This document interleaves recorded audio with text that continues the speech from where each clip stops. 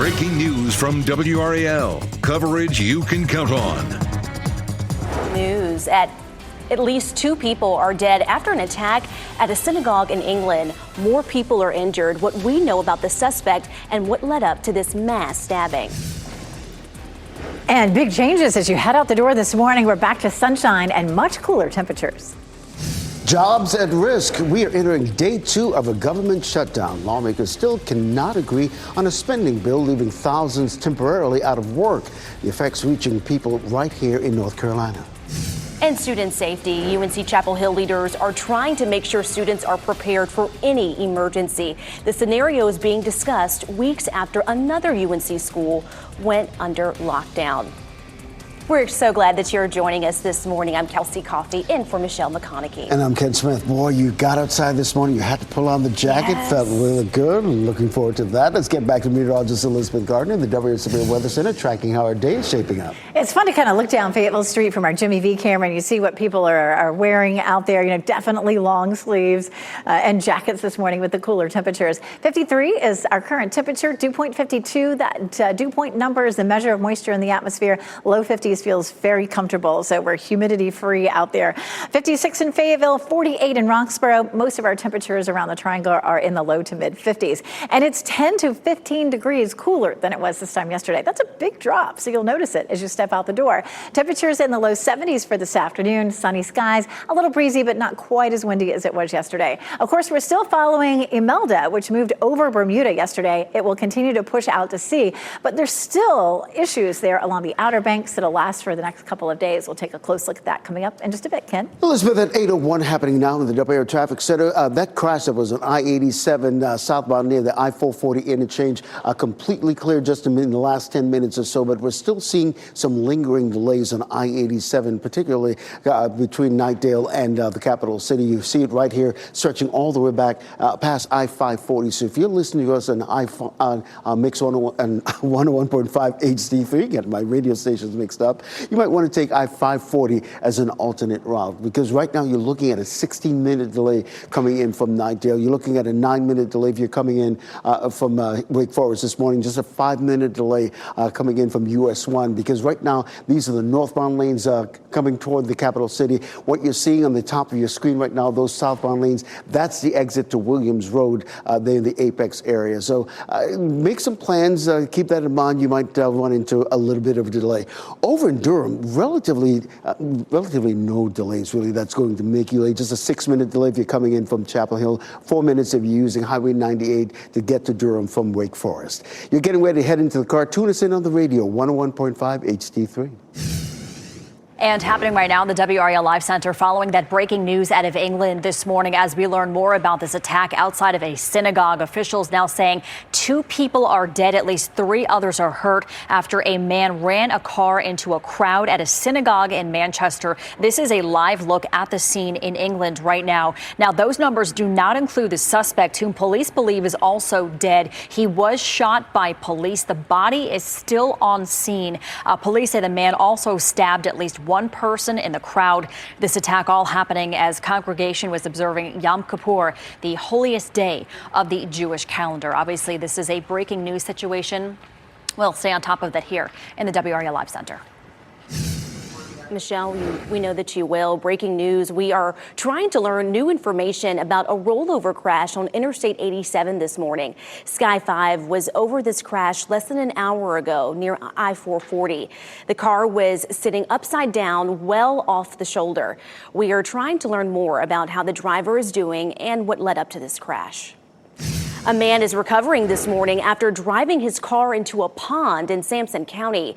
Video from the WRAL Breaking News Tracker shows divers on the scene late last night on Kitty Fork Road. That's just outside of Clinton. A tow truck was seen pulling the car out of the water. We are told that the driver appears to have had a medical emergency at that time, but they're okay right now. The federal government is entering day 2 of a shutdown. Senators left Capitol Hill yesterday without a solution, and they won't be back until Friday.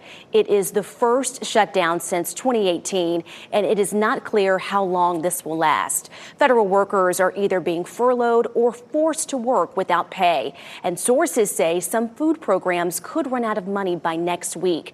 The White House says that mass layoffs are imminent in the midst of the shutdown. Governor Josh Stein released a statement about the federal government shutdown. He posted on X saying he is relieved that FEMA operations will not be impacted. Stein also called on the Trump administration to grant an exception for recovery efforts in western North Carolina. The shutdown has benched an entire high school athletic department near the coast. Lejeune High School is the only high school in the state run by the Pentagon. During a government shutdown, the military is classified as an essential personnel, and so are schools on military installations. Athletics and other extracurricular activities are not essential. The school is having a strong fall sports season, too. Boys soccer is undefeated right now. Girls volleyball is having a winning season, and the cross-country team was projected to be state champions. With a shutdown in effect, it looks like the Bureau of Labor Statistics won't be able to publish its official jobs report tomorrow. However, new numbers from the payroll processing company, ADP, show that U.S. companies shed 32,000 jobs last month. This decline feeds into concerns of a falling job market. Wall Street analysts had expected ADP to report a job growth of around 45,000. Well, Kelsey, happening today, the city of Rocky Mount hosting public meetings as it faces a budget crisis. The city is being forced to cut millions of dollars from its budget in less than a year. WRAL's Monica Casey live at the state auditor's office in Raleigh. And Monica, people from the agency are stepping in to help navigate this problem. That's right. This review attracted the attention of the state auditor's office, which sent the deputy state auditor to Rocky Mount to figure out where that money went and what is going on with this budget. Now, we first learned about all of this last week when a financial review showed the city of Rocky Mount spent millions more than it brought in on a monthly basis for more than 2 years, with its savings fund dropping from $100 million to just $20 million.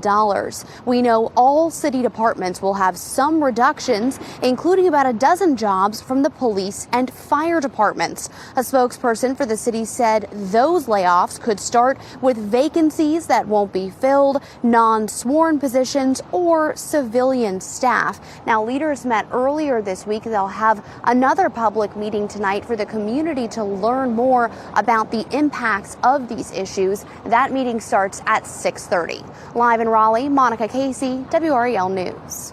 And Raleigh leaders are giving people the chance to share their thoughts on what should be on top priorities for the next budget. The city is hosting an in-person budget listening session tonight. Registration is not required. Today's session will be at the Green Road Community Center from 6 this evening until 7:30. Another one is scheduled for Tuesday at Abbots Creek Community Center. Leaders at UNC Chapel Hill are trying to make sure the community is ready for emergencies. Now, this comes 2 weeks after UNC Wilmington was put on lockdown over a false shooter threat. WRAL's Ali Kadlabar is live at UNC Chapel Hill this morning. Ali, today students will be able to learn how to handle various emergencies. Kelsey, anything from how to put out a fire to how to work these emergency call boxes. These are scattered throughout campus. Now, this year, the university is focusing on campus safety. And about 2 weeks ago, UNC Chapel Hill also addressed campus safety. They increased police presence on campus. This was after false threats of gunmen on UNCW's campus sent the campus into a lockdown. Today, students and staff can go over what to do in similar situations. They can also learn how to put out a fire or the dangers of drunk driving. Now, this week, the university also expanded its emergency preparedness resources. They modified some guidelines so that they could communicate those safety and preparedness guidelines better with students. As for the event today, it's from 11 a.m. to 2 p.m. Reporting live in Chapel Hill, Ali Kadlabar, WRAL News. Overseas, this 8 o'clock hour, nearly 28 ships headed to Gaza have been stopped by Israeli forces. One of those ships carrying environmental activist Greta Thunberg. New photos this morning show her and other people on board that ship being transported to Israel. She is part of the flotilla that included more than 40 civilian boats and around 500 activists. Israel boarded the ships about 70 nautical miles off the coast of Gaza. Israel had previously said it would do whatever it took to stop the flotilla, claiming the fleet was attempting to breach a naval blockade. And happening today, a Raleigh man accused of sexually assaulting 2 women is expected to appear in court. Jose Guzman was arrested by Durham police. He's facing rape and kidnapping charges. And investigators believe there may have been other victims. Guzman is the owner of JCG Remodeling. Investigators believed he used his position to target women. If you know anything about these crimes, call police. A man is in jail this morning after police say he is threatening government officials. This happened in Henderson. Police say officers were made aware of the threats on social media. 50-year-old Tracy Greenway is in custody and charged with solicitation to commit terrorism or a mass shooting. Police say the investigation is ongoing. Mass shooting suspect's defense. The lawyers plan to tie prescription drug use to the deadly 2022 mass shooting in Raleigh, what that defense could do for the suspect in court. And family displaced. 6 people are out of their homes this morning after a car crashed into it. Why they say this has been a persistent problem in the area. It's nice and crisp out here on the patio. Take a look at these temperatures. We're mostly in the low to mid 50s right now. It's going to feel comfortable all day, but a warm up is coming down the line. I'll show you when it will turn warmer again.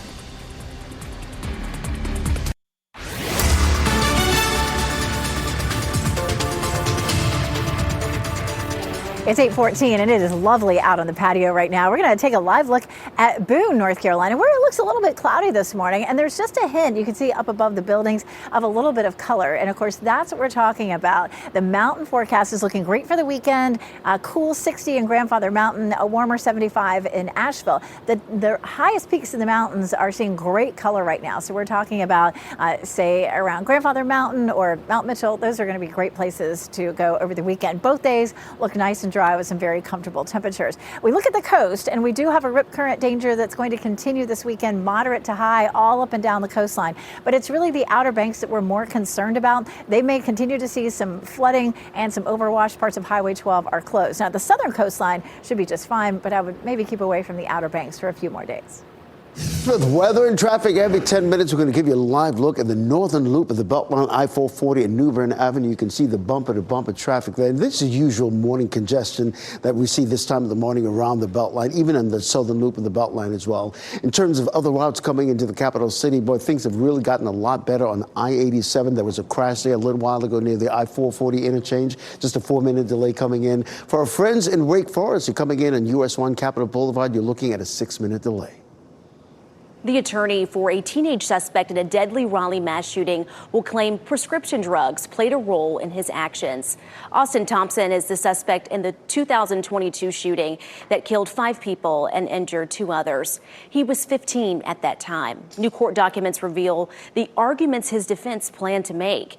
In their latest motion, Thompson's defense attorneys are arguing his alleged actions were impacted by a prescription drug.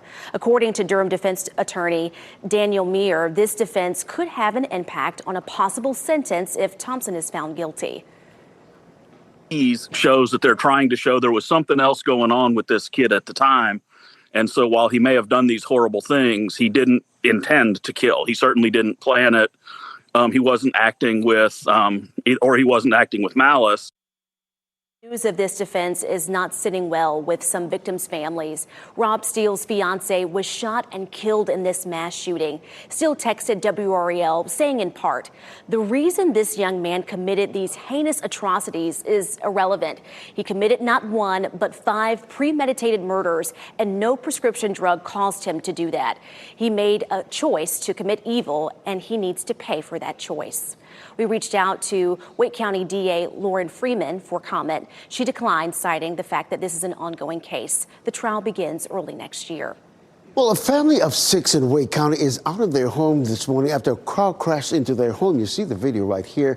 This was the scene from Gentle Valley Lane near Lake Benson late Tuesday evening. A car plowed into the mobile home. Neighbors say this is not the first time this has happened. We spoke with a family who lived in that home. Kind of hurt my heart because I just realized that we didn't have anywhere to stay right now. I think they probably need a better fence, not a wooden fence, probably like a metal fence and make it a little bit higher. Now, we reached out to the State Highway Patrol for information about the driver and the cause of the crash. We're still waiting to hear from them. And Ken, families and educators in Wake County are calling on county commissioners to address unsafe school conditions. The Wake chapter of the North Carolina Association of Educators brought those concerns to county leaders last night. They say failing HVAC systems, mold, and a lack of security are creating dangerous conditions for students. Advocates say a proposed $700 million bond is not enough to cover the crisis, and they want more of an investment. With schools that have multiple buildings on site, or even here at Dillard Drive where there's modulars outside and kids have to come inside, we want to make sure the locks are working and they can get in and out and the doors closed properly and all of those things, having vestibules in the front, right? These are things we've heard from workers as well that are health and safety concerns too. County Commissioners Vicki Adamson and Cheryl Stallings were at the meeting. They say they support the bond proposal, but they can't commit to supporting more money without having more information. The White House is pressing pause on a 100% tariff on pharmaceutical products. They were set to take effect yesterday. The tariffs would have affected brand name or patented drugs, but would not apply to drug makers that are building plants in the U.S. A White House official says the tariffs are on pause while the administration looks at ways to reduce drug prices. The attorneys challenging North Carolina's state Senate map is not done yet. The lawsuit claimed the district you see shaded here in green was drawn to lessen the electoral power of black voters. Well, this week, a federal judge disagreed. That judge ruled there was no evidence the decision to split up that community was racially motivated. The ruling is expected to be appealed and will, of course, let you know what happens. Emergency services could soon become more efficient in Zebulon. Town leaders broke ground yesterday on a new fire and EMS station. The $17 million facility is being built next to Town Hall. State data shows Zebulon's population jumped more than 11% from 2023 to 2024. We're growing at an extremely fast rate, and for us, that's not something that we're used to. But one key part of growing is making sure our fire and emergency services and police grow with the community. And this is a huge step in ensuring that we're growing to meet those demands as the town grows. The new station is more centrally located and will house county-run EMS. It should be completed by early 2027. And on this Thursday morning, it is the perfect way to start with a nice jacket, a nice pumpkin spice latte, because Elizabeth, we are really feeling like fall this morning. So comfortable out here.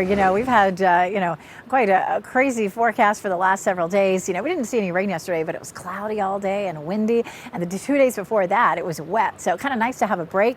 Of course, all that caused by Imelda and Umberto. Yesterday, Umberto just devolved into remnant, so it's not around anymore. But Imelda is moving fast northeast at 30 miles per hour and winds at 80, so it is a Category 1 storm, but it moved right over Bermuda yesterday.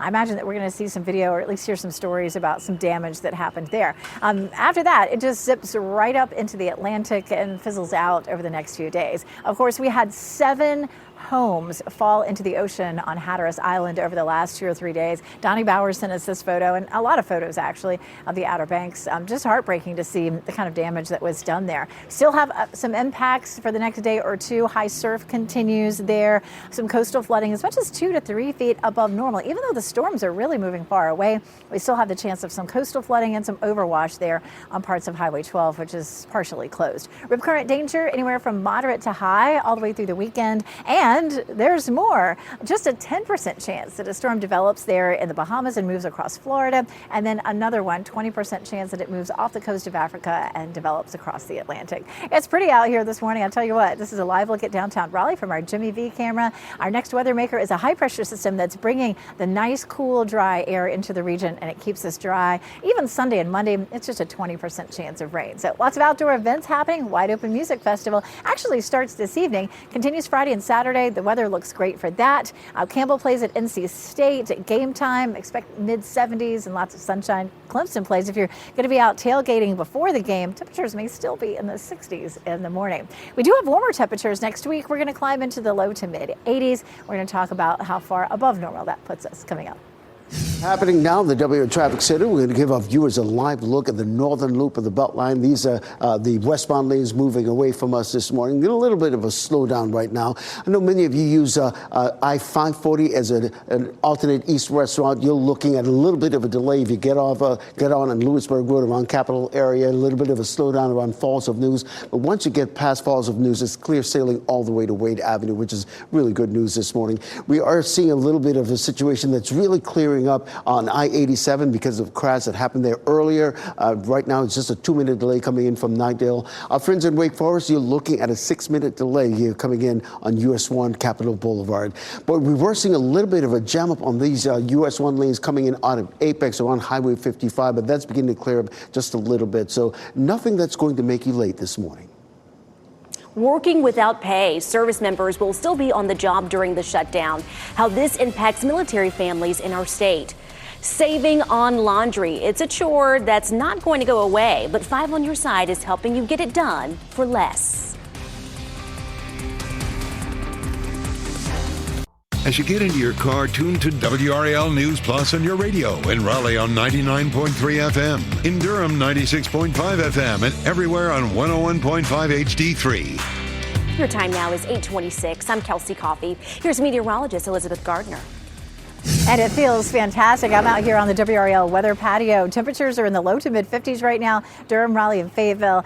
Beautiful sunshine out here on the patio, and we're seeing that everywhere. It makes for great exercise weather out there this morning. We're going to climb into the upper 60s at lunchtime, even if you're not out running. Get outside and enjoy around lunchtime. This afternoon feels great too, with low 70s coming up on Fox 50. We're going to talk more about how much warmer it gets for the weekend. And happening now in the WRAL Traffic Center, here's a look at the northern loop of the Beltline, I-440 and New Bern Avenue. You can see the westbound lanes moving away from us this morning. Many of you use I-540 as an alternate east-west route. Right now, you're looking at a 9-minute delay from Capitol Boulevard. But once you get past Falls of News, it's clear sailing all the way to Wade Avenue. So it could be 6 of one, half dozen of another, right? Well, in terms of other routes coming into the capital city, you're looking at a 2-minute delay coming in from Nightdale and a 7-minute delay if you're coming in from Wake Forest this morning. I'll have another update at the bottom of the hour over on Fox 50. The federal government is entering day 2 of a shutdown. Senators won't be back on Capitol Hill until tomorrow. Federal workers are either being furloughed or forced to work without pay. The White House says that mass layoffs are imminent in the midst of the shutdown.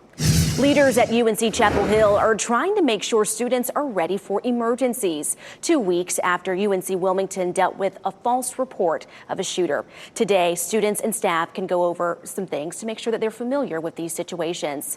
Next on Fox 50, Rocky Mount leaders are meeting with the public as they deal with a budget crisis. And coming up on Today, Lin-Manuel Miranda and his dad bring an exciting performance from the Broadway cast of Buena Vista Club. Now, breaking news from WRAL. Coverage you can count on. And that breaking news involves a deadly attack overseas. At least 2 people died in a stabbing at a synagogue. What we know about the suspect and the victims. And it's very comfortable here on the patio this morning. Our temperatures are much cooler than they were yesterday. I'll show you how long the fall feel sticks around. And budget crisis, millions must be cut in Rocky Mount, and the state is stepping in the plan to keep the city afloat. Campus safety at UNC. Boy, that university rolling out new measures after recent threats. how the school hopes to better protect students. So glad you're with us here at 8:30. Thanks for being here. We always appreciate your time. I'm Ken Smith. And I'm Kelsey Coffey in for Michelle McConaughey. And today is the perfect day to get your pumpkin spice latte, Elizabeth, because we know that weather is going to be wonderful. Fall is here. I think we're going to see a lot of smiles today with people walking around enjoying. And don't forget, our gardens, even though the azaleas aren't in bloom, are always open during daylight hours. It's a great place to walk around. And, you know, you can even bring your lunch out here. We've got some picnic tables. Taking a look at, of course, all this beautiful sunshine. And it feels so good. 53 degrees is our temperature. Our dew point is very comfortable, 52 right now. And we're seeing 50s just across the viewing area, mainly low to mid 50s currently. These temperatures are anywhere from 10 to almost 15 degrees cooler than what we saw this time yesterday. Beautiful afternoon. We climbed to 72 degrees. We're still watching the tropics. Imelda may still have some minor impacts on the Outer Banks as we head through parts of the weekend. So we'll take a look. It is moving away fast, but I'll show you what you could expect if you're planning to head to the beaches coming up. Ken? All right, Elizabeth, happening now. The WRAL Traffic Center giving you a live look at the northern loop of the Beltline is I-440 and New Bern Avenue. These are the westbound lanes moving away from us. For those of you attempting to use I-540 as an alternate east-west route, right now you're looking at a 14-minute delay if you get on the Capitol Boulevard. But once you get to Falls of News, it's clear sailing all the way over to Wade Avenue. And here's what it looks like in terms of other routes coming into the Capitol City. You're looking at an 8-minute delay if you're coming in from Wake Forest this morning. You're just looking at a 2-minute delay if you're coming in from Knightdale. And happening right now in the WRAL Live Center, we continue to follow that breaking news out of England, where we're learning more about an attack outside of a synagogue. This is a live look out at the scene right now. Officials say 2 people are dead, 3 others are hurt after a man ran a car into a crowd at a synagogue in Manchester. Police said the suspect was believed to be dead, but they cannot confirm that death right now because of suspicious items on the person's body. The body is still on scene. Bomb disposal officers are on scene right now as well. King Charles said in a statement he and Queen Camilla were deeply shocked and saddened to learn of the horrific attack, especially on such a significant day for the Jewish community. Yom Kippur. The federal government is now in day 2 of a shutdown. Senators left Capitol Hill yesterday without a deal and aren't expected to come back until tomorrow. It's the first shutdown since 2018 with no end in sight. Federal workers are either being furloughed or forced to work without pay. Food programs could run out of money as early as next week. The White House warns mass layoffs could follow. States all across the country are scrambling to keep their national parks or monuments open following the federal government shutdown. Now, a contingency plan release says some parks will stay partially open during the shutdown with reduced staffing and services. For example, Grand Canyon National Park in Arizona will remain open with some visitor services reduced. The Lincoln Memorial and Thomas Jefferson Memorial in the nation's capital will be fully accessible, and 8 of Colorado's parks that collect fees will remain open until the fee revenue runs out. Well, the closures come as the Blue Ridge Parkway and the Great Smoky Mountains National Park are about to see their busiest season. Nonprofit groups supporting the parks use social media to share specific information. The Blue Ridge Parkway Road itself will be open, except in areas where it was already closed for Helene repairs. Friends of the Great Smoky Mountains posted the specific campgrounds, access points, and picnic areas that will be closed. Restrooms and visitor centers will be closed in both parks. And happening today, the city of Rocky Mount is hosting public meetings as it faces a budget crisis. The city is being forced to cut millions of dollars from its budget in less than a year. WRAL's Monica Casey explains how the state is now getting involved. This review attracted the attention of the state auditor's office, which sent a deputy state auditor to Rocky Mount to figure out where that money went. We learned last week that a financial review showed the city of Rocky Mount spent millions more than it brought in on a monthly basis for more than 2 years, with its savings fund dropping from $100 million to just $20 million. We know all city departments will have some reductions, including about a dozen jobs from the police and fire departments. A spokesperson for the city said those layoffs could start with vacancies that won't be filled, non-sworn positions, or civilian staff. Rocky Mount leaders met earlier this week. They also have a public meeting tonight for community members to learn more about what's going on. That meeting starts at 6:30. Reporting in Raleigh, Monica Casey, WRAL News. Well, 2 more homes in the Outer Banks fell into the ocean in the last 24 hours. That brings the total number to 7 homes in 2 days.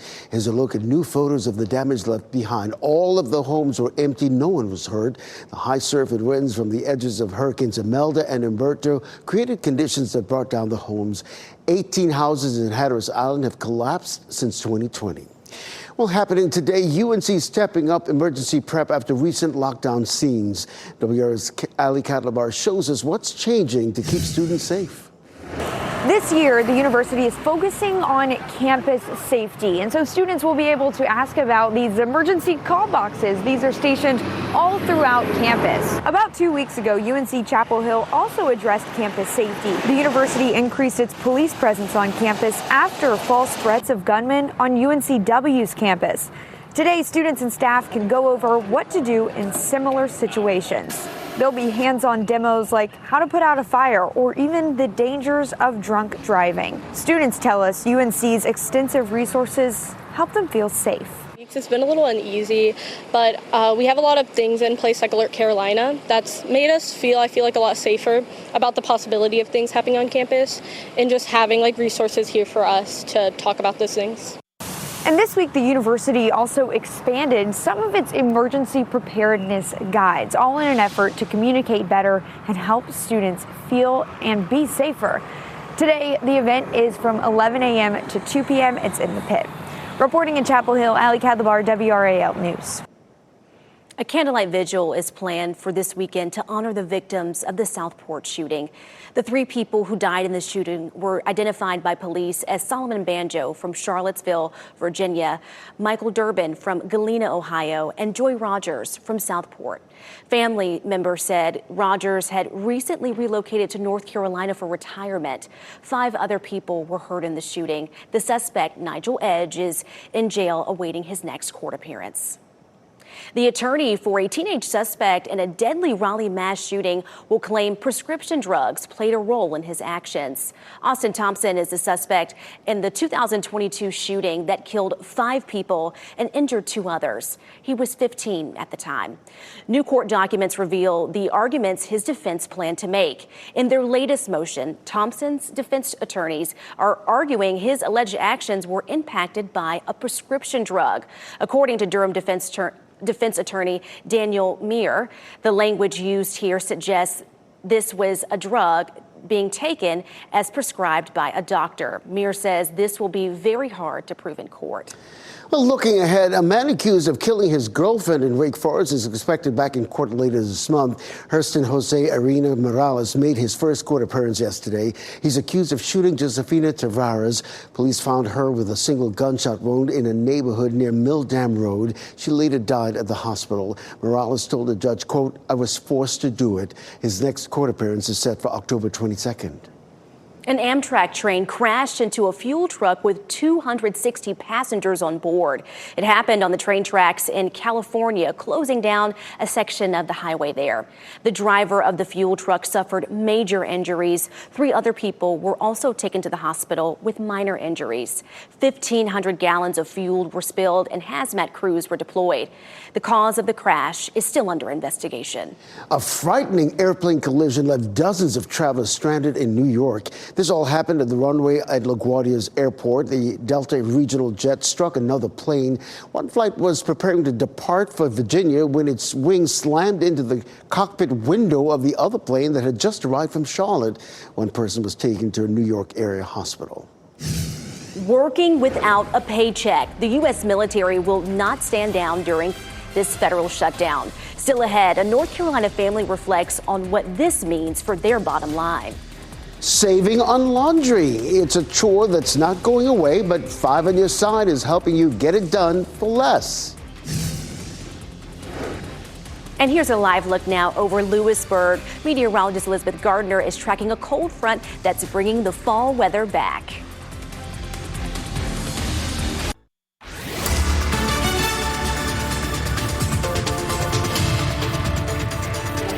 8:43. It feels great out here right now. Finally, a nice bright day after we had all the clouds and the rain the last several days. Durham 53. It's 53 in Raleigh. It's 56 in Fayetteville. So temperatures are starting to creep up a little bit. I'm comfortable in a jacket. I certainly would feel pretty chilly if I had short sleeves on. Very comfy with that dew point. The muggy meter 52, of course, is the measure of moisture in the atmosphere. And you can see 52 puts us right there in the comfy zone, almost refreshing. It's likely to creep up a little bit by early next week as we get a little more moisture back in. But we have from now all the way through the weekend to enjoy some beautiful outdoor plans if you have any. If you don't, make some. Temperatures in the upper 60s at lunchtime, low 70s. And then if you're walking the dog this evening, we're back into the upper 60s. Coming up, we're going to talk a little bit more about our temperatures and how they'll climb later in the weekend.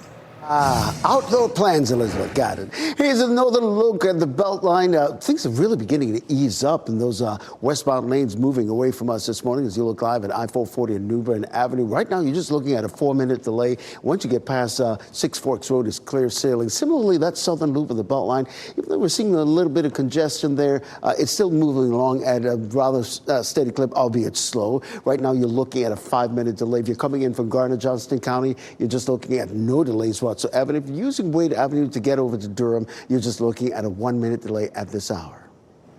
The state's largest health insurer is announcing voluntary separation packages for some employees. Blue Cross North Carolina says it fell short of its 2025 financial plan. A company spokesperson says the rising cost of health care, market volatility, and other factors continue to put a strain on the entire healthcare system. Blue Cross North Carolina did not say how many employees would be impacted. Today marks day 2 of the government shutdown. Active members of the military are considered essential workers. That means they continue to report to work without being paid. The wife of a Marine who lives in Jacksonville, North Carolina, says the last shutdown put a big financial strain on her family. It means a lot of different things for a lot of different people, but to me it means you're messing with mine and my husband's livelihood. More so my husband's than mine because that is his paycheck. But it still helps take care of us. Some military offices are closed. Civilian workers who are not responsible for essential duties are furloughed. The Trump administration says it is canceling nearly $8 billion of climate funding. Office of Management and Budget Director Russ Vought made the announcement on X. He called the money, quote, green scam funding, and said it fuels the left's climate agenda. All but 2 of the 16 states targeted have Democratic governors. North Carolina, by the way, is not on that list. He did not specify exactly which projects are being impacted. Doing laundry might cost more than you think. It requires hundreds of gallons of water and lots of electricity each year. Trust me, I know I've got 4 little ones. 5 on your sides, Ashley Rose shows us a few tweaks in your laundry routine that can save you money in the long run. You may not even need some of the laundry products you're buying. Consumer Reports says you can ditch fabric softener and dryer sheets. Fabric softeners can leave a residue on your clothes, can reduce the absorbency of your towels. It can cause buildup in your machine. Dryer sheets can also leave a residue on your clothes and the moisture sensor in your dryer, which can cause it to run longer.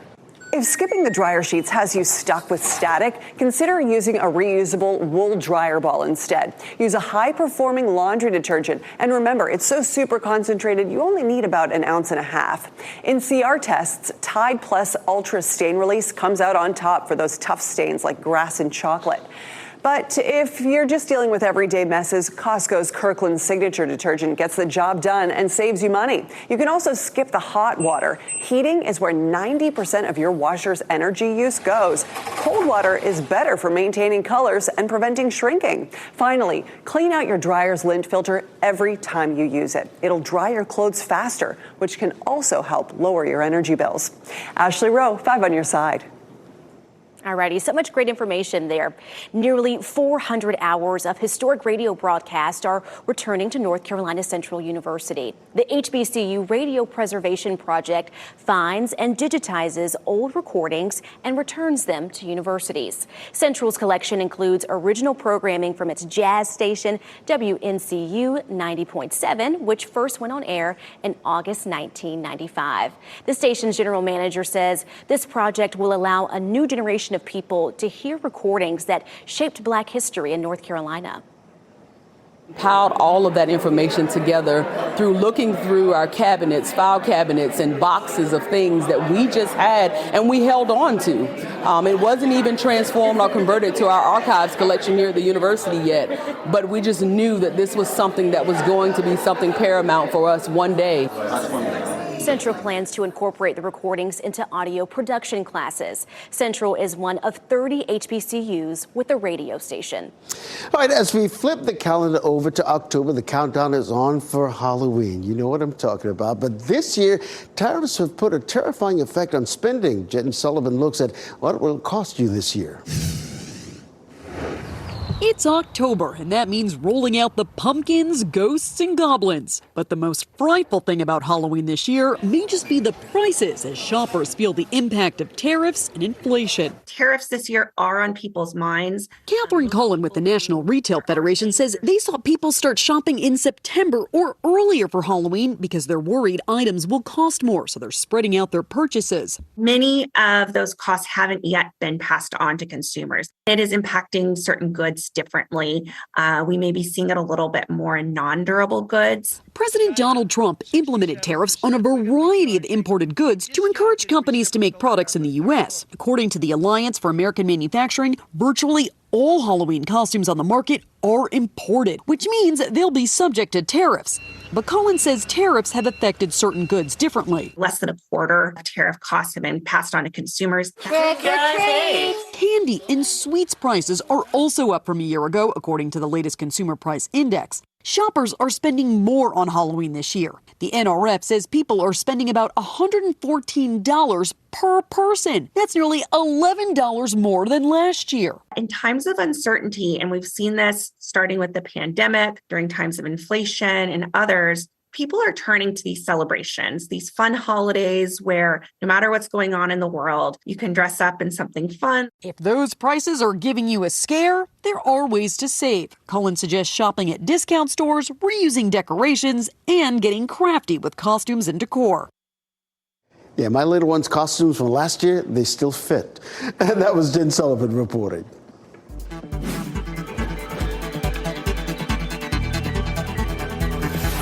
Time for a look at what's trending. Good grief, Charlie Brown. Snoopy and the gang turning 75 years old. Charles Schulz Peanuts comic strip began October 2nd, 1950 in just 7 newspapers. For the next 5 decades, Schulz wrote and drew every Peanut strip. Today, the beloved comic strip is still featured in thousands of newspapers around the world, and the Peanuts gang is featured in online syndication, a new streaming series on Apple TV, books, and so much more. Several museums around the country will have exhibits and events this year for the Peanuts 75th anniversary. And also, Kelsey, his family's keeping his legacy alive. His great-grandson is going viral, teaching the Snoopy stomp. This was posted on Instagram by the Charles Schulz Museum. And fun fact, I played Charlie Brown in an elementary school play. Oh my goodness, you love to see it, huh, kid? We'll go ahead and take it over to Elizabeth Gardner that's out on the weather patio. Great fall weather this morning. I wish I could do that. I can't. I'm not even going to try. Because, yeah, no. But I wish I could. That looked awesome. All right, in the gardens, we actually have a few folks that are out here enjoying some pretty weather already. Of course, the gardens are famous for the azaleas, but they're open all year round. And what a pretty day to be out. You can bring your lunch out here or your breakfast, as it might be, and just hang out in the gardens a little bit. It's 53 degrees. Our dew point's 52. That number is the measure of moisture in the atmosphere, and when it drops down into the low 50s, it feels really good. So a real taste of fall out there this morning.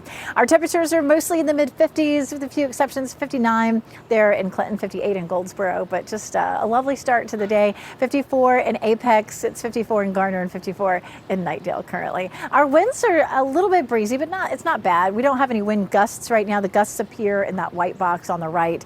Expect winds about 5 to 10 miles per hour. This afternoon, we'll climb up into the low to mid-70s, so feeling great out there. A little bit breezy this afternoon. We'll see some gusts, not quite as breezy as it was yesterday, but gusting to about 15 to 20 this afternoon, and some nice chilly mornings. Tomorrow, jacket weather again, and then early next week, we start to see those temperatures climbing. And the muggy meter, the dew point, will start to climb at that point as well. The temperatures also will climb. So by Monday, Tuesday, and Wednesday, we're back into the 80s, but we have some gorgeous weather between now and the weekend to get outside. All right, we'll get outside for sure. Before we go to break, here are the winning lottery numbers, and we'll get another check on weather and traffic next.